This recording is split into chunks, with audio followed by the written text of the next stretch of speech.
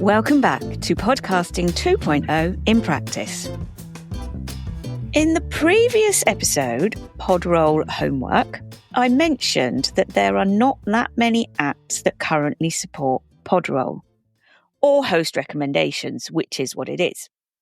So what can we do to encourage apps and hosting companies to implement the features we'd like to see, and perhaps even ones that have not been developed yet? Simply put, we need to tell them what we want. They are not mind readers. They may have their own ideas about what they can do to help us, listeners and creators, but without us communicating our needs with them directly, they'll never know if they are on the right track. So, as this episode is called, Power to the People. If you want someone to do something, ask them. Most listening apps have places where you can send feedback, which is a great place to say, for example, I really like the Podroll feature. Do you have any plans to support this in the future? You can keep it as simple as that, or go on to explain why you would like it supported and how you think it will be useful to other app users. Ways to do this. On True Fans, click on the avatar at top right of the screen and scroll down to feedback. On Fountain, click on the avatar top left of the screen and then on share feedback. On Podcast Guru, the avatar is bottom right, where you'll find the feedback option. On Podverse, click on the 3 dots at bottom right, then Contact.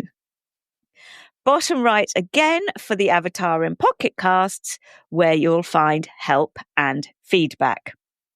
You can send emails to your hosting companies, for example, to support@captivate.fm or support@buzzsprout.com. At rss.com, you can scroll down to the footer where you'll find support. Click here, then submit a ticket. If you're a member of a community group or a network that collectively could make use of a particular feature, encourage everyone in that group to make the request, as well as making a request on behalf of that group, stating the ways that this feature could be of benefit to all members.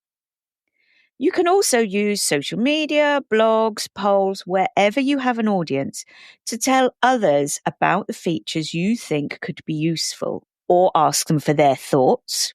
And, where you can, tag the apps and hosting companies you think should take notice. The key with this process is persistence.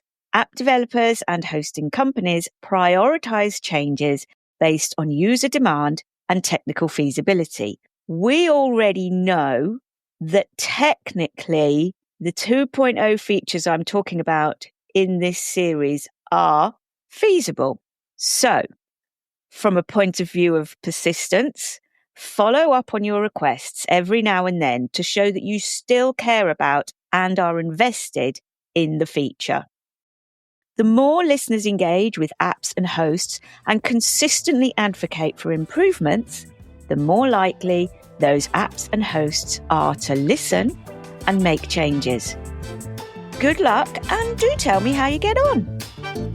Visit creativityfound.co.uk/podcasting to find out more about my guests and access lots of useful podcast resources. If you'd like to get in touch, you can send a boost. But if you haven't got to that lesson yet, feel free to reach out to me on my Instagram account at podcasting2.0 in practice.